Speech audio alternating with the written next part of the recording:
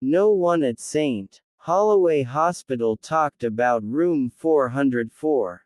Nurses skipped it on night rounds. Janitors pretended their keys didn't fit the lock. And if a patient ever asked why the room number jumped from 403 to 405, the staff smiled too quickly and changed the subject. On my first night as a night shift security officer, I learned why.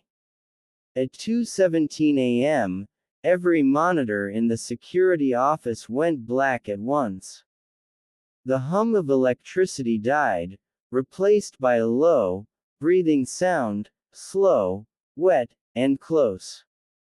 Then one screen flickered back on. Room 404. The camera angle was wrong.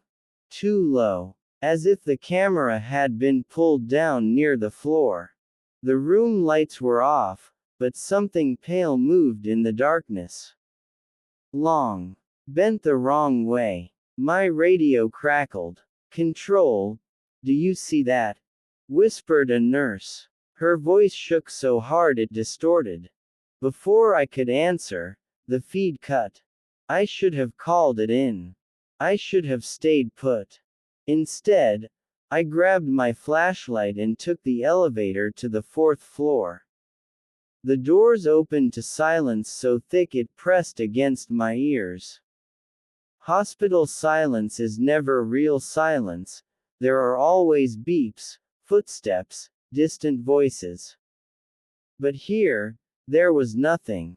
Even the air felt old, like it had been sealed for years. Room 404 was at the end of the hallway. The number wasn't printed like the others. It was scratched into the door. Deep. Angry. As I stepped closer, my flashlight flickered, and the smell hit me, antiseptic mixed with rot. Something sweet and dead. "Hello," I called, hating how small my voice sounded. The door was already open. Inside, the room was wrong. The walls bulged slightly, like lungs mid-breath. The hospital bed sat crooked, straps hanging loose, stained dark brown. Medical charts littered the floor, each one stamped with the same word in red ink. Unstable. My flashlight beam trembled as it landed on the far wall. Handprints. Hundreds of them. Overlapping. Some small, some too large to be human. All facing outward, as if whatever made them had been trying to escape.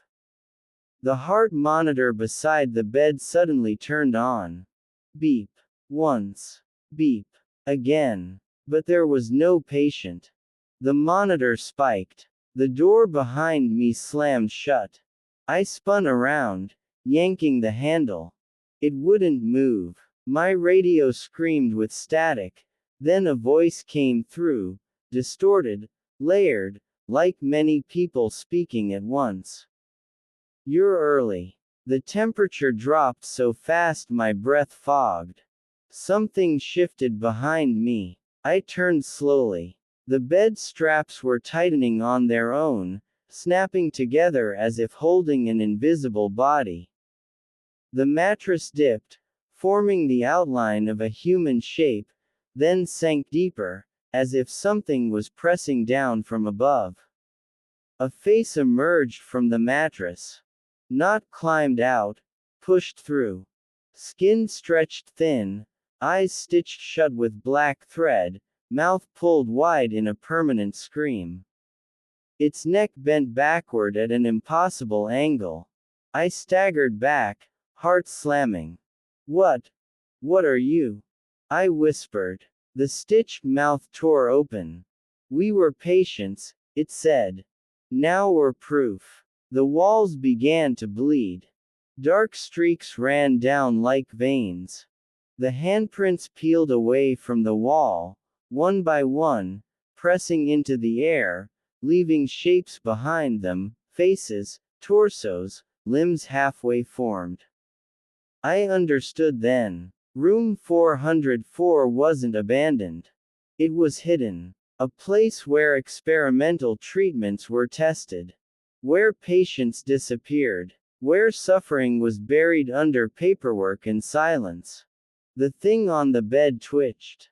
They said the pain would stop, it croaked. They lied. The bed restraints snapped free and flew across the room, slashing the air inches from my face. I ducked as the thing rose, its body unfolding too tall, joints cracking as it stood.